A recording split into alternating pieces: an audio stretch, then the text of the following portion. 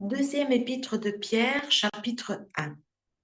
Simon Pierre, serviteur et apôtre de Jésus-Christ, salue tous ceux qui ont reçu le même privilège que nous, la foi. Ils la doivent à Jésus-Christ, notre Dieu et notre Sauveur, car il est juste. Que la grâce et la paix vous soient données en abondance par la connaissance de Dieu et de Jésus, notre Seigneur.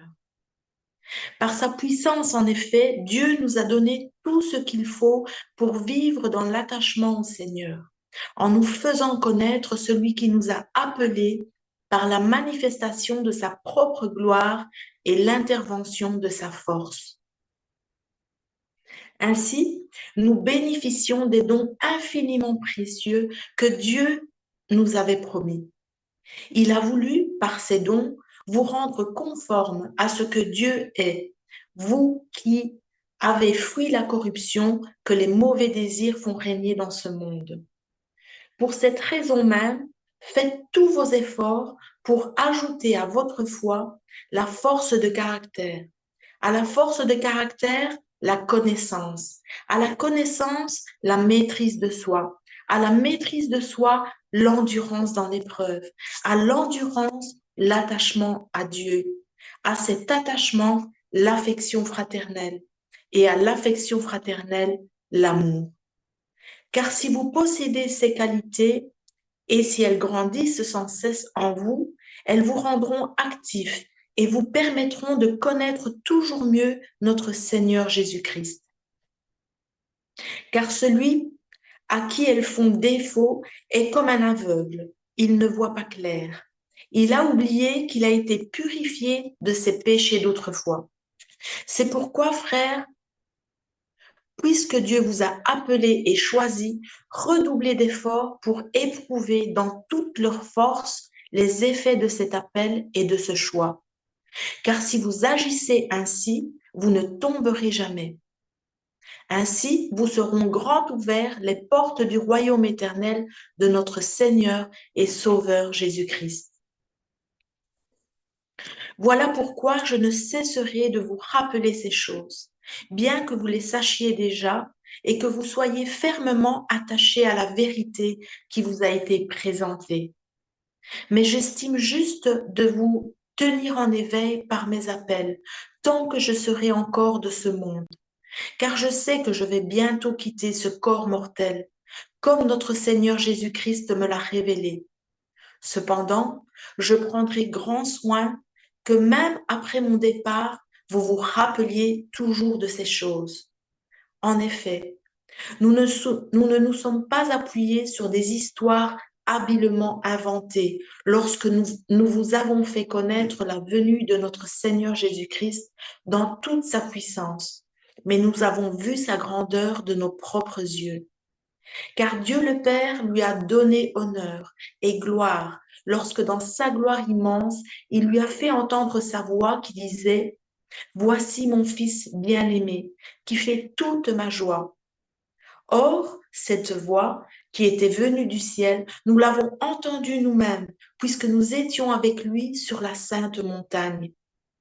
De plus, nous avons la parole des prophètes, sur laquelle nous pouvons nous appuyer fermement, et vous faites bien de lui accorder votre attention, car elle est comme une lampe qui brille dans un lieu obscur, jusqu'à ce que le jour paraisse et que l'étoile du matin se lève pour illuminer vos cœurs. Sachez avant tout qu'aucune prophétie de l'Écriture n'est le fruit d'une initiative personnelle. En effet, ce n'est pas par une volonté humaine qu'une prophétie a jamais été apportée, mais c'est poussé par le Saint-Esprit que des hommes ont parlé de la part de Dieu. Deuxième lettre de Pierre, chapitre 2. Autrefois, il y a eu des prophètes de mensonges parmi le peuple d'Israël. Il en sera de même parmi vous. Ces enseignants de mensonges introduiront subtilement parmi vous des erreurs qui mènent à la perdition. Ils renieront le maître qui les a rachetés et attireront ainsi sur eux une perdition soudaine. Beaucoup de gens les suivront dans leur immoralité et à cause d'eux, la voie de la vérité sera discréditée. Par amour de l'argent, ils vous exploiteront avec des histoires de leur propre invention. Mais il y a longtemps que leur condamnation est à l'œuvre et que la perdition les guette. En effet, Dieu n'a pas épargné les anges qui ont péché. Il les a précipités dans l'abîme où ils sont gardés pour le jugement, enchaînés dans les ténèbres. Il n'a pas non plus épargné le monde ancien lorsqu'il fit fondre le déluge sur ce monde qui n'avait aucun respect pour lui. Il a néanmoins protégé Noé, qui appelait ses contemporains à mener une vie juste, ainsi que 7 autres personnes avec lui. Il a condamné à la destruction les villes de Sodome et de Gomorrhe en les réduisant en cendres, pour donner à ceux qui se révoltent contre lui un exemple de ce qui leur arrivera. Il a délivré Lot, cet homme juste qui était consterné par la conduite immorale des habitants débauchés de ces villes. Car en les voyant vivre et en les entendant parler, cet homme juste qui vivait au milieu d'eux était tourmenté jour après jour dans son cœur intègre à cause de leurs agissements criminels. Ainsi, le Seigneur sait comment délivrer de l'épreuve ceux qui lui sont attachés et réserver ceux qui font le mal pour le jour du jugement où ils seront châtiés. Il punira tout particulièrement ceux qui, à la manière de l'homme livré à lui-même, s'abandonnent à leur instinct corrompu et méprisent l'autorité du Seigneur. Imbus d'eux-mêmes et arrogants, ces enseignants de mensonges n'hésitent pas à insulter les êtres glorieux, alors que les anges eux-mêmes, qui leur sont pourtant bien supérieurs en force et en puissance, ne portent pas d'accusations offensantes contre ces êtres devant le Seigneur.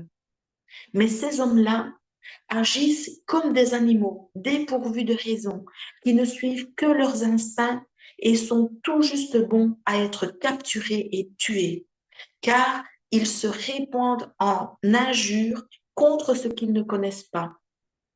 Aussi périront-ils comme des bêtes. Le mal qu'ils ont fait lui sera payé en retour. Ces hommes trouvent leur plaisir à se livrer à la débauche en plein jour.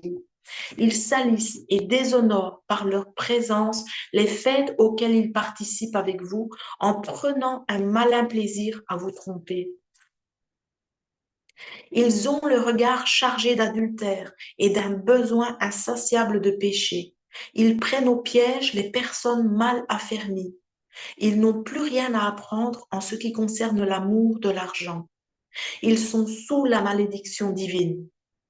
Ils ont abandonné le droit chemin et se sont égarés en marchant sur les places de Balaam, fils de Béor, qui a aimé l'argent mal acquis. Mais il a été rappelé à l'ordre pour sa désobéissance. C'est une ânesse muette qui, se mettant à parler d'une voix humaine, a détourné le prophète de son projet insensé. Ces enseignants de mensonges sont comme des sources qui ne donnent pas d'eau, comme des nuages poussés par la tempête. Dieu leur a réservé une place dans les ténèbres les plus profondes. Avec leur discours grandiloquent mais creux, ils cherchent, pour satisfaire leurs désirs tout humains, à appâter par l'attrait de la sensualité ceux qui viennent à peine d'échapper du milieu des hommes vivants dans l'erreur. Ils leur promettent la liberté, alors qu'ils sont eux-mêmes esclaves des passions qui les mènent à la ruine, car tout homme est esclave de ce qui a triomphé de lui. Si après s'être attachés aux influences corruptrices de ce monde par la connaissance qu'ils ont eue de notre Seigneur et Sauveur Jésus-Christ, ils se laissent de nouveau prendre et dominer par elles, leur dernière condition est pire que la première. Il aurait mieux valu pour eux ne pas connaître le chemin d'une vie juste plutôt que de s'en détourner après l'avoir connu et d'abandonner le saint commandement qui leur avait été transmis. Il confirme la vérité de ces proverbes. Le chien retourne à ce qu'il a vomi et la truie, à peine lavée, se vautre de nouveau dans la boue. Deuxième épître de Pierre, chapitre 3. Mes chers amis, voici déjà la deuxième lettre que je vous écris. Dans l'une comme dans l'autre, je cherche à stimuler en vous une saine manière de penser, en vous rappelant l'enseignement que vous avez reçu. Souvenez-vous, en effet, des paroles dites autrefois par les saints prophètes, ainsi que du commandement du Seigneur et Sauveur que vos apôtres vous ont transmis. Sachez tout d'abord que dans les derniers jours, des moqueurs viendront, qui vivront au gré de leurs propres désirs. Ils tourneront votre foi en ridicule en disant, « Eh bien, il a promis de venir, mais c'est pour quand? Nos ancêtres sont morts et depuis que le monde est monde, rien n'a changé. » Mais il y a un fait que ces gens oublient délibérément, c'est que Dieu, par sa parole, a créé autrefois le ciel et la terre. Il a séparé la terre des eaux et il l'a rassemblée du milieu des eaux. De la même manière, Dieu a détruit le monde d'alors par les eaux du déluge. Quant à la terre et aux cieux actuels, ils sont réservés par cette même parole pour être livrés au feu. Ils sont gardés en vue du jour du jugement où tous ceux qui n'ont aucun respect pour Dieu périront. Mais il y a un fait que vous ne devez pas oublier, mes chers amis, c'est que pour le Seigneur, un jour est comme 1000 ans, et 1000 ans sont comme un jour. Le Seigneur n'est pas en retard dans l'accomplissement de sa promesse, comme certains se l'imaginent. Il fait simplement preuve de patience à votre égard, car il ne veut pas qu'un seul périsse. Il voudrait au contraire que tous parviennent à se convertir. Mais le jour du Seigneur viendra comme un voleur. En ce jour-là, le ciel disparaîtra dans un fracas terrifiant. Les astres embrasés se désagrégeront et la terre se trouvera jugée avec tout ce qui a été fait sur elle. Puisque tout l'univers doit ainsi se désagréger, quelle vie sainte vous devez mener et combien vous devez être attaché à Dieu en attendant que vienne le jour de Dieu et en attendant sa venue. Ce jour-là, le ciel et le feu se désagrégera et les astres embrasés fondront. Mais nous attendons, comme Dieu l'a promis, un nouveau ciel et une nouvelle terre où la justice habitera. C'est pourquoi, mes chers amis, dans cette attente, faites tous vos efforts pour que Dieu vous trouve pur et irréprochable à ses yeux, dans la paix qu'il donne. Comprenez bien que la patience du Seigneur est le salut des hommes. Paul, notre frère bien-aimé, vous l'a aussi écrit avec la sagesse que Dieu lui a donnée. Il l'a fait comme dans toutes ses lettres où il aborde ces sujets. Certes, il s'y trouve des passages difficiles à comprendre, dont les personnes ignorantes et mal affermies déforment le sens, comme elles le font aussi pour leur propre ruine, des autres textes de l'Écriture. Quant à vous, mes chers amis, vous voilà prévenus. Prenez garde de ne pas vous laisser entraîner par l'égarement de ces hommes vivant sans respect pour Dieu et de perdre ainsi la position solide que vous occupez. Au contraire, progressez sans cesse dans la grâce et dans la connaissance de notre Seigneur et Sauveur Jésus-Christ. À lui soit la gloire dès maintenant et pour l'éternité. Amen.